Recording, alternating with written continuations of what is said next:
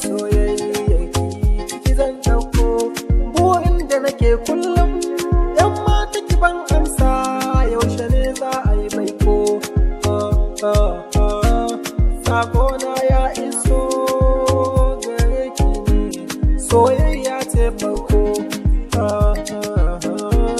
Soyayya bani in ba ke bani, ke ce sirri na, ke ce linzami na, mai kyau da bar alfahari.